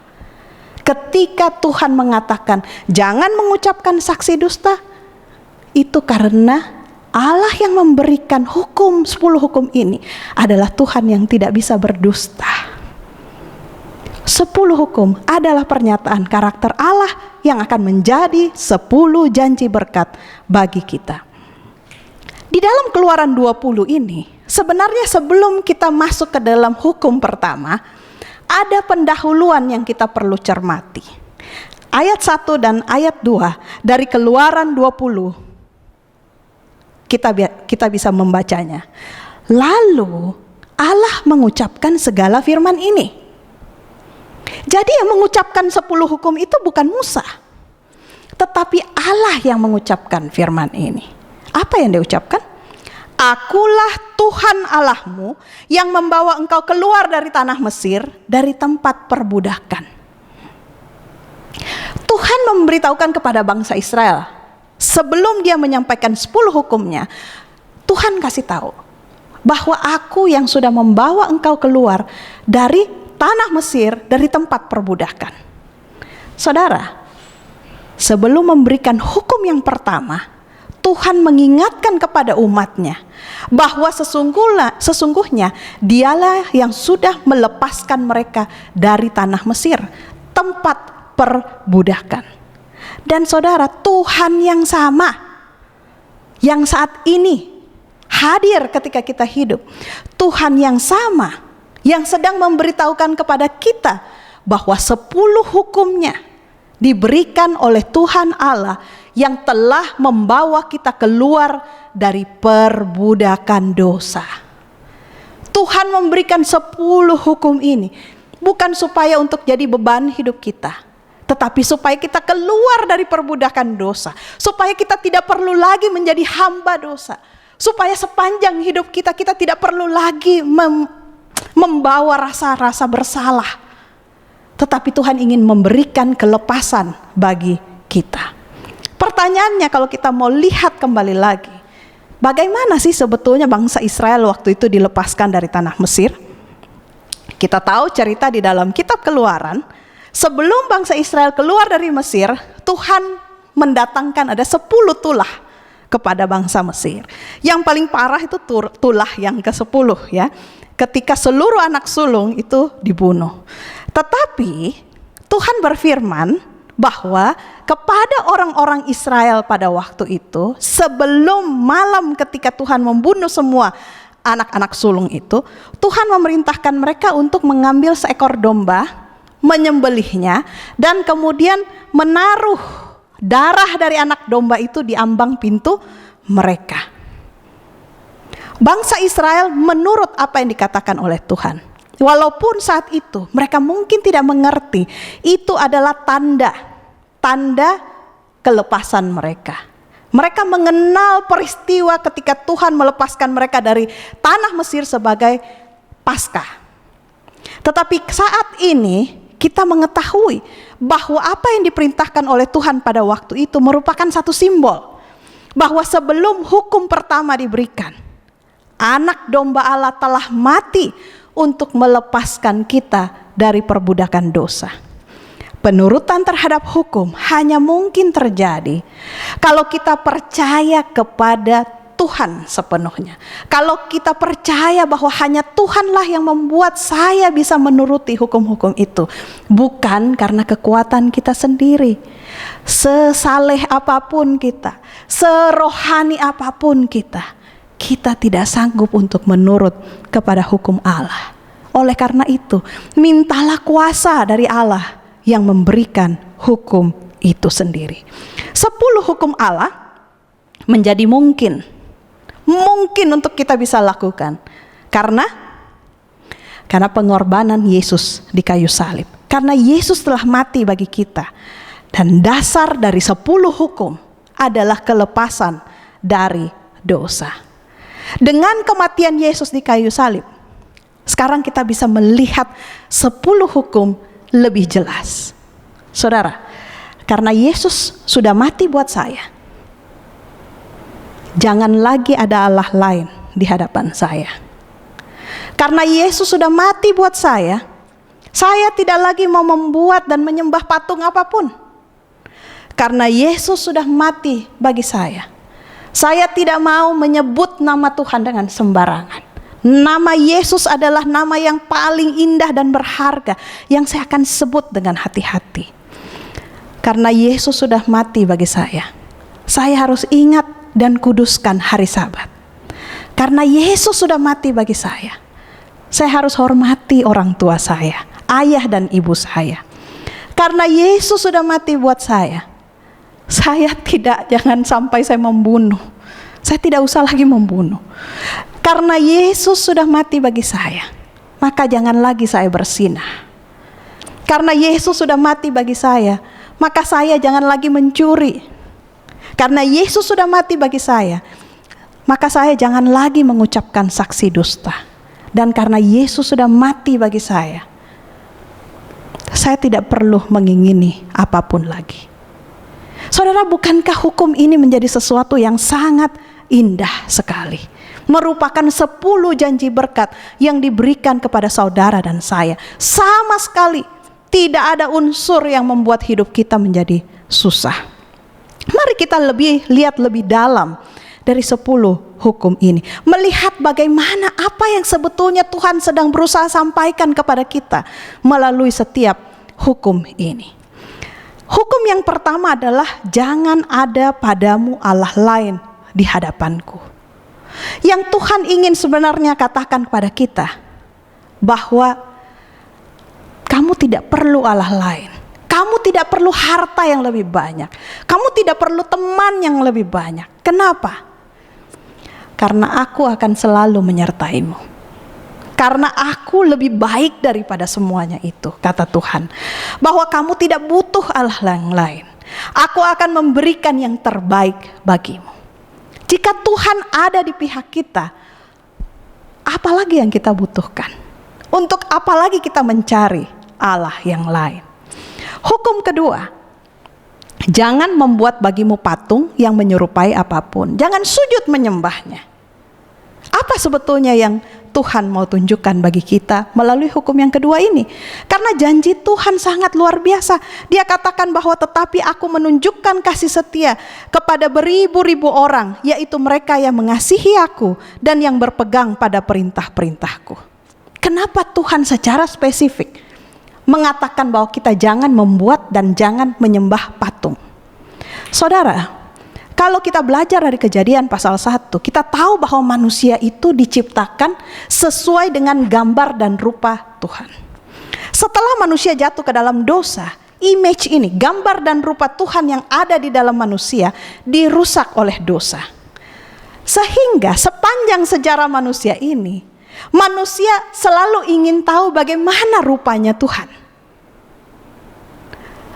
Akhirnya apa yang mereka lakukan? Mereka membuat patung. Mereka membuat satu patung yang menggambarkan Tuhan ini seperti apa. Yang patung itu digambarkan punya mungkin banyak tangan, artinya Tuhan mempunyai banyak kuasa. Jadi mereka membuat patung untuk memberikan satu gambar atau satu bayangan tentang seperti apa Tuhan itu.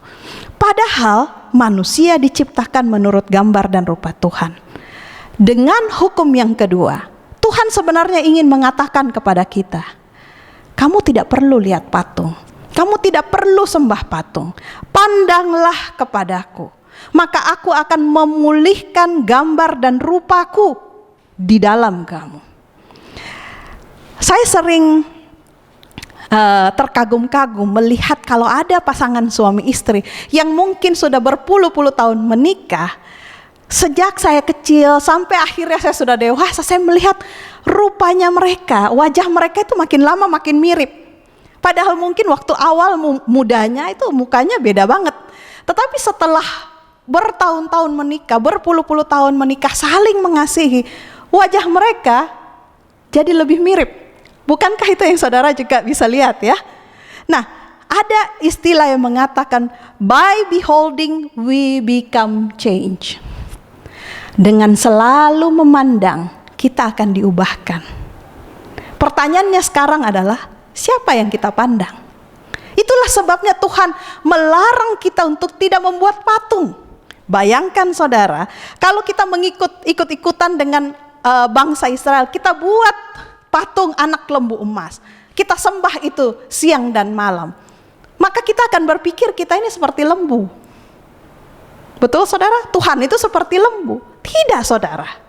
By beholding we become change. Kita harus terus melihat kepada Yesus. Kalau kita memandang kepada Yesus, kepada karakternya, karakter dinyatakan di dalam hukumnya. Kalau kita lihat terus hukum-hukum Tuhan, maka kita akan diubahkan seturut dengan karakter Tuhan.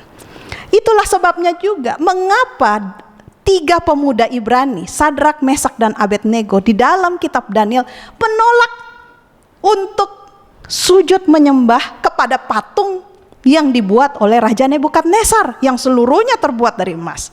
Kenapa mereka menolak? Kan gak apa-apa lah, sekali sujud aja daripada kamu dibunuh. Ayo, kamu mau dibunuh? Padahal dengan kamu hanya sekali sujud aja udah cukup. Tapi mereka tahu bahwa tidak. Mereka tidak mau sujud menyembah kepada patung yang didirikan oleh Raja Nebukadnezar itu. Mengapa? Karena itu sama saja menghina Tuhan. Yang ketiga, hukum yang ketiga, jangan menyebut nama Tuhan Allahmu dengan sembarangan. Saudara, mengapa saudara? Mengapa nama Tuhan harus kita sebut dengan penuh hormat, dengan hikmat? Karena nama Tuhan menyatakan kemuliaan Tuhan, dan kemuliaan Tuhan adalah karakter Tuhan. Di dalam Keluaran 33, Musa mengatakan apa itu karakter Tuhan. Dia katakan bahwa Allah itu pengasih dan penyayang, panjang sabar dan berlimpah kasih setianya. Itulah sebabnya Tuhan mengatakan bahwa jangan menyebut namaku dengan sembarangan. Sebenarnya Tuhan ingin menunjukkan kepada kita bahwa anakku, aku akan menunjukkan karakterku kepadamu. Ketika kita menyadari siapa Tuhan itu, ketika kita menyadari karakter Tuhan, maka kita setiap kali kita menyebutkan namanya, kita akan sebutkan dengan rasa hormat. Saudara, di dalam Wahyu 14 ayat 1, di situ disebutkan bahwa ada kumpulan 144.000 orang. Dan ciri-ciri mereka menarik. Dikatakan bahwa di dahi mereka tertulis namanya, nama Yesus, dan nama Bapanya. Saudara, itulah sebabnya kita tidak boleh mengucapkan nama Tuhan dengan sembarangan. Karakter Tuhan adalah karakter yang kudus. Hukum yang keempat, ingatlah dan kuduskanlah hari Sabat. Selama 6 hari Tuhan sudah menciptakan langit dan bumi. Dia tidak meminta kita mendirikan satu tugu, satu bangunan peringatan, atau mungkin satu gereja yang besar sekali untuk peringatan terhadap hal itu, atau mungkin tempat-tempat ibadah di mana kita semua umat manusia harus datang ke tempat itu. Tetapi dia memberikan kita satu tugu atau peringatan yang istimewa. Bukan tugu yang berbentuk bangunan, tetapi adalah tugu waktu. Sebuah istana waktu. Tuhan meminta kita untuk mengasingkan hari ke-7 dari setiap minggu, untuk mengingat bahwa dialah Tuhan Allah yang menciptakan kita. Dengan mengingat pada hari Sabat, maka Tuhan ingin menyatakan kepada kita bahwa aku akan menunjukkan cara bagaimana engkau harus hidup. Percaya sepenuhnya kepadaku. Kamu gak usah bingung kalau toko harus tutup atau tidak bekerja pada hari Sabat. Karena aku akan menunjukkan kepadamu bagaimana kamu hidup dan bagaimana aku akan mencukupkan segala kebutuhanmu. Engkau hanya perlu percaya sepenuhnya kepadaku. Hukum yang kelima, hormatilah ayahmu dan ibumu, supaya lanjut umurmu di tanah yang diberikan Tuhan Allahmu kepadamu. Saudara, hidup manusia dimulai dari keluarga. Begitu kita lahir, kita masuk ke dalam sebuah keluarga. Dan saudara, hormat kita kepada Tuhan dicerminkan oleh hormat atau rasa hormat kita kepada orang tua kita. Kalau kita tidak menghormati orang tua kita yang kita bisa lihat dengan mata, bagaimana kita bisa menghormati Tuhan yang tidak kita lihat. Pernyataan kasih Tuhan melalui hukum yang kelima ini adalah, aku akan memberikan kepadamu satu pengalaman untuk mengasihi dan dikasihi di dalam satu keluarga. Oleh karena itu, hormatilah ayahmu dan ibumu. Hukum yang selanjutnya 6, 7, dan 8. Jangan membunuh, jangan berzinah, dan jangan mencuri. Pada waktu Yesus hidup di dunia ini, dengan jelas Yesus katakan bahwa yang dikatakan membunuh itu bukan berarti ketika kita mungkin ambil pisau atau pistol kemudian kita tembak orang. Bukan seperti itu, saudara. Tidak, bukan sama sekali seperti itu saja. Tetapi ketika kita merasa marah sama orang, kita benci sama orang, kita sebenarnya sudah membunuh dia di dalam hati kita. Dan ketika hukum mengatakan bahwa jangan berzinah, Yesus bilang bukan hanya berzinah itu dicerminkan di dalam tindakan, tetapi jika ada orang yang memandang dengan penuh nafsu kepada perempuan yang lain atau kepada laki-laki yang lain dengan memiliki pikiran-pikiran yang negatif, maka itu sama saja dengan berzinah. Bukan hanya ketika orang sudah melakukan hubungan secara seksual. Dan jangan mencuri. Yang Yesus maksudkan ini bukan hanya ketika kita ambil uang orang, mungkin kita tipu orang, atau kita merampok bank. Bukan itu, saudara. Bukan hanya itu. Tetapi ketika kita menimbun berkat-berkat Tuhan, kita dapat banyak keuntungan, kita timbun untuk diri sendiri. Kita tidak mau tolong orang yang membutuhkan. Ada saudara kita yang membutuhkan, kita nggak mau bantu. Kita hanya timbun kekayaan itu untuk diri kita sendiri. Sama saja dengan kita mencuri. Pertanyaannya adalah, kalau begitu, apakah bisa 10 hukum ini dibatalkan atau diubah? Yesus memberikan satu jawaban yang sangat clear, sangat jelas dan tidak bisa dibantahkan. Matius 5 ayat 17 dan 18. Mari kita buka Matius 5 ayat 17 dan 18. Yesus katakan, janganlah kamu menyangka bahwa aku datang untuk meniadakan hukum Taurat atau kitab para nabi. Aku datang bukan untuk meniadakannya, melainkan untuk menggenapinya. Jadi Yesus datang bukan untuk menghapus hukum-hukum ini, nggak berlaku lagi ya. Itu hanya di perjanjian lama. Sejak zaman Yesus sudah nggak berlaku. Tidak, saudara. Yesus sendiri katakan bahwa dia datang untuk menggenapi, untuk menurut, menjadi cerminan dari penurutan kepada hukum itu, bukan untuk menghapuskannya. Karena ayat 18 dikatakan, karena aku berkata kepadamu, sesungguhnya selama belum lenyap langit dan bumi ini, satu iota atau satu titik pun tidak akan ditiadakan dari hukum Taurat sebelum semuanya terjadi. Bayangkan, saudara, satu titik pun tidak akan dihapuskan. Kenapa tidak bisa dihapuskan? Kenapa 10 hukum itu tidak bisa diubah? Karena itu adalah pernyataan karakter Allah.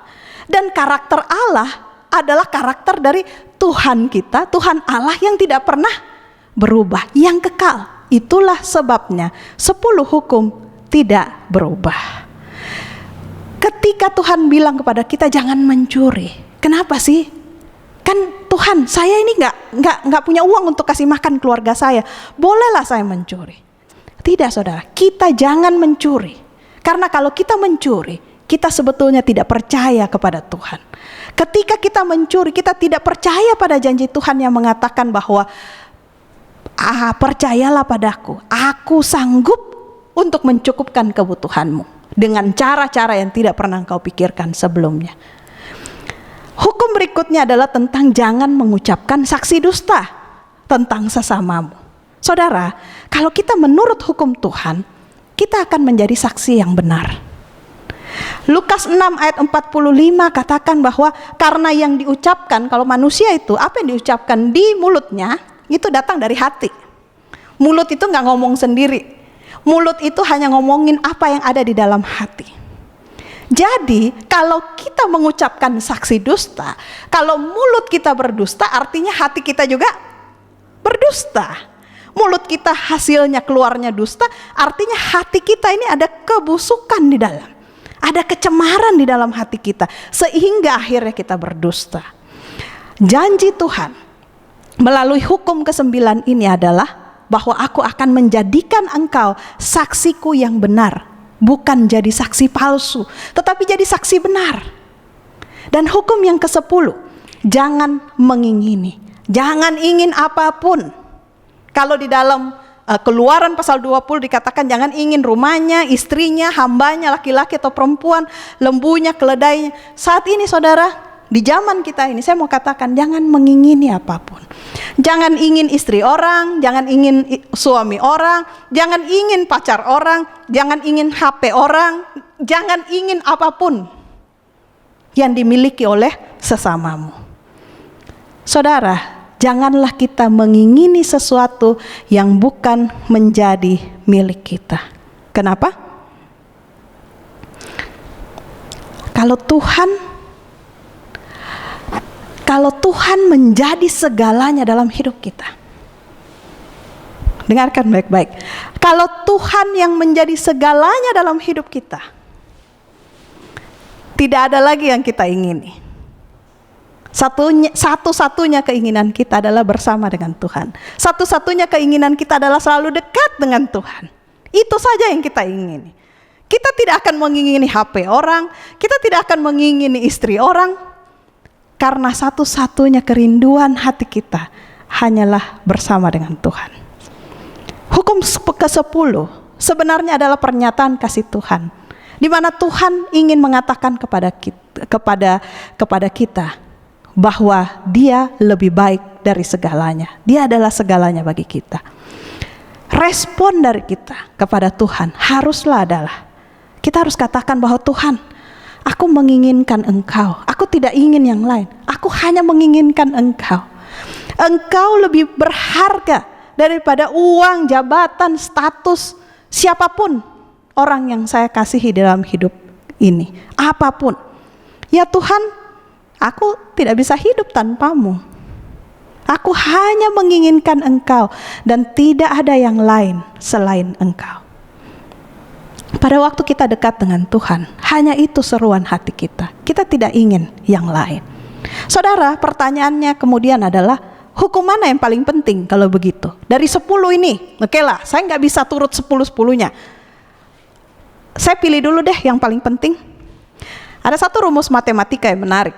Di dalam pengurangan kita belajar, kalau 10 dikurang 1, hasilnya adalah 9. Tetapi di dalam hukum Allah, rumus ini tidak benar. Di dalam hukum Allah, menurut Yakobus 2 ayat 10, 10 kurang 1 sama dengan 0. Jika kamu mengabaikan satu saja bagian dari hukum itu, artinya kamu mengabaikan semuanya. 10 hukum Tuhan ini adalah seperti mata rantai yang tidak bisa terputus. Kita tidak bisa pilih-pilih, saya mau nurut satu aja, yang ini enggak usah. Enggak saudara, begitu ada hukum yang kita tidak ikuti, maka mata rantai itu akan terputus. Pertanyaan selanjutnya yang sering kali ditanyakan oleh orang adalah, jadi kita ini diselamatkan karena menurut hukum dong? Saudara, yang saya mau katakan, bahwa keselamatan itu hanya diperoleh karena kasih karunia sebagai pemberian yang cuma-cuma dari Tuhan melalui pengorbanan Yesus. Keselamatan bukan karena perbuatan baik kita. Keselamatan bukan juga kita peroleh karena kita sanggup untuk menurut hukum. Karena kenyataannya kita nggak sanggup. Keselamatan adalah murni kasih karunia dari Tuhan kita. Nah, tapi kalau kita lihat, Yesus sudah memberikan segalanya kepada kita. Bukankah harusnya kita memberikan segalanya yang ada pada kita juga? Layakkah kita memberikan kurang daripada apa yang Yesus berikan kepada kita? 10 hukum saudara, kita menurut kepada 10 hukum bukan untuk diselamatkan. Kita menurut kepada 10 hukum karena kita percaya bahwa kita sudah diselamatkan. Oleh karena itu, kita harus tinggalkan dosa-dosa kita. Respon kita haruslah adalah, Tuhan, saya mau memberikan segalanya untuk Engkau. Karena Engkau jauh lebih baik daripada segala sesuatu yang ada di dunia ini. Dan sambutan Tuhan bagi kita adalah, tunggulah aku, tetaplah setia. Suatu hari kelak, tidak akan lama lagi, aku akan datang untuk menjemputmu.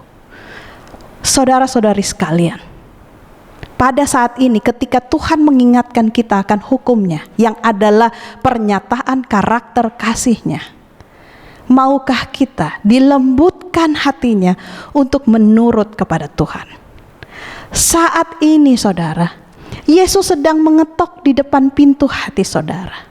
Mungkin selama ini kita belum tahu, mungkin selama ini kita terlalu mengeraskan hati, dan di dalam banyak kasus kita masih menyimpan, kita masih mencintai dosa-dosa kesayangan kita yang kita tahu dengan jelas itu melanggar dari 10 hukum Allah. Saudara, kita tidak bisa melepaskannya itu dengan kekuatan kita sendiri.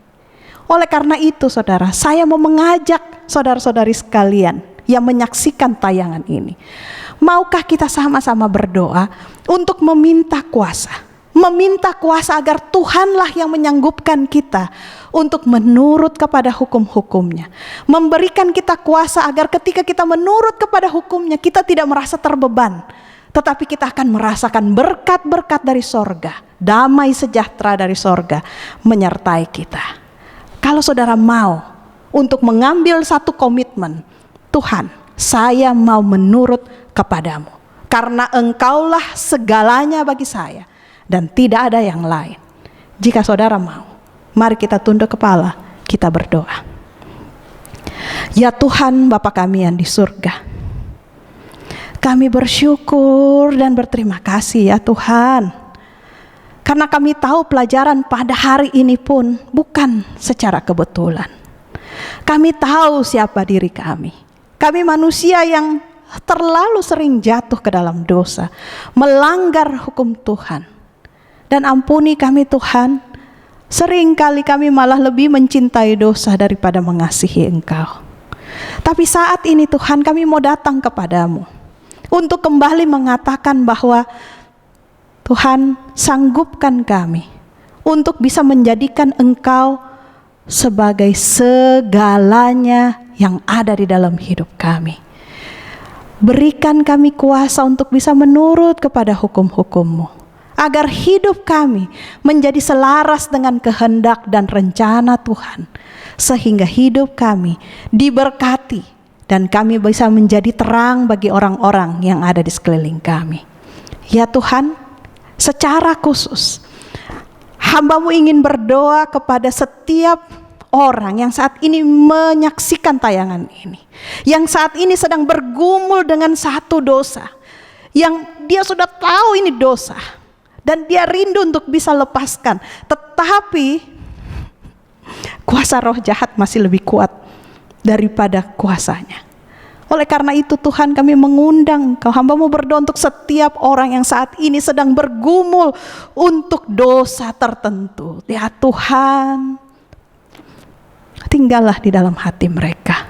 Berikanlah mereka kuasa Roh Kudus untuk bisa mengalahkan dosa itu dan bisa terbebas dari perbudakan dosa itu dan hidup sesuai dengan kehendak Tuhan. Terima kasih Tuhan, kami tahu Engkau akan menjawab doa ini karena Engkau rindu bagi kami untuk bisa menjadi pelaku firman-Mu menurut hukum-hukum-Mu. Di dalam nama Yesus kami berdoa dan mengucap syukur. Amin. Saudara, pelajaran kita sudah selesai pada hari ini, tetapi ada satu tugas yang kita perlu lakukan untuk Sabtu yang akan datang. Mari kita akan menghafal dari Mazmur pasal 8. Mazmur pasal 8 yang akan menjadi renungan kita setiap hari dari hari ini sampai kita bertemu lagi di Sabtu yang akan datang. Kiranya Tuhan memberkati kita. Shalom.